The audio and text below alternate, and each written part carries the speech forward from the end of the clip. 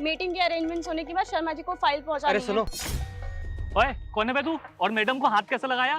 अरे मैं तुम्हारी मैडम का खाना लेकर आया था। ये आज खाना घर ही भूल गई थी। मैंने तुम्हें कितनी बार मना किया है कि मैं अगर ऑफिस के लिए निकलती हूँ तो मेरे पीछे मत आया करो।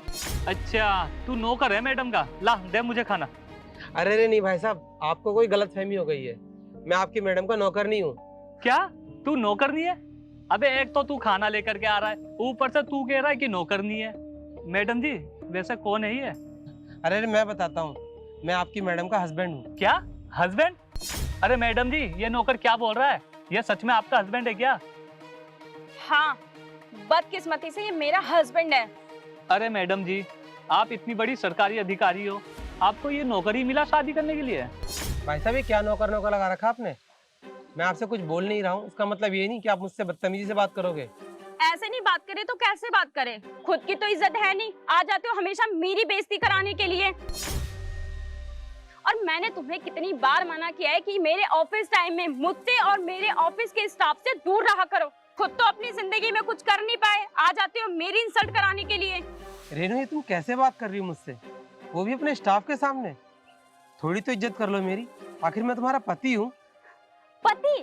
तुम्हें ना मुझे अपना पति कहने में भी ना शर्म आती है। मेरा ना स्टेटस डाउन होता है। और तुम्हें मैं अगर किसी से मिलवाऊं भी तो क्या बोल के मिलवाऊं कि मेरा पति बस घर में रहता है और ट्यूशन पढ़ाता है बच्चों को? अच्छा, मेरे ट्यूशन पढ़ाने से तुम्हें शर्म आती है? ये मत भूलो कि आज जो तुम्हें सरकारी अधिकारी बनके इतना घमंड दिखा रही हो ना, ये उसी ट्यूशन की वजह से है। अगर मैं बच्चों को ट्यूशन नहीं पढ़ाता ना तो तुम कभी अपनी कोचिंग की फीस नहीं भर पाती और ना आज इस सरकारी अधिकारी बनी होती। और तुम्हें याद है ना, गवर्नमेंट जॉब की तैयारी हम दोनों ने की थी। बस तुम्हारी किस्मत अच्छी थी कि तुम पास हो गई और मैं रह गया। तुमने मेरी पढ़ाई पूरी करवा के ना मुझ पे कोई एहसान नहीं किया है। उसके बदले ना मैं तुम्हें और तुम्हारे पूरे परिवार को ना आज पाल रही हूँ। एहसान मानो मेरा।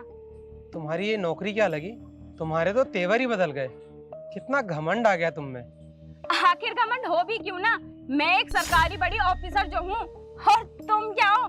मामूली से एक ट्यूशन टीचर हो बस तुम। और हाँ, एक बात तुम्हें बता दूं कि तुम ना तैयार रहना, क्योंकि मैं बहुत जल्द तुम्हें तलाक देने वाली हूँ। क्योंकि मैं ना किसी मामूली से ट्यूशन टीचर के साथ नहीं रहना चाहती। मैं ट्यूशन टीचर था, पर अब मैं एक IAS ऑफिसर हूँ। IAS officer? मतलब? अरे मैं तो तुम्हें खुशखबरी देने आया था, क्योंकि आज ही सुबह मैंने अपना रिजल्ट देखा। मैंने UPSC क्लियर कर लिया है और अब मैं एक IAS ऑफिसर बन गया हूँ। IAS officer? हाँ सही सुना, IAS ऑफिसर। और तुम्हें अपने पद का बहुत घमंड है ना, पर अब मैं तुमसे 10 गुना ऊपर पद पे हूँ। और हाँ, तुम मुझे अपनी पोस्ट की घमंड में तलाक देने वाली थी ना, तो तलाक के पेपर रेडी रखना, क्योंकि अब मैं तुम्हें तलाक दूंगा। क्योंकि मैं ऐसी बीवी के साथ नहीं रह सकता जो अपने पति की इज्जत ही ना करे। ये लो अपना खाना, शायद अब ये तुम्हारे गले से भी ना उतरे, क्योंकि मेरी कामयाबी देख के तो तुम्हें भूख भी नहीं लगेगी।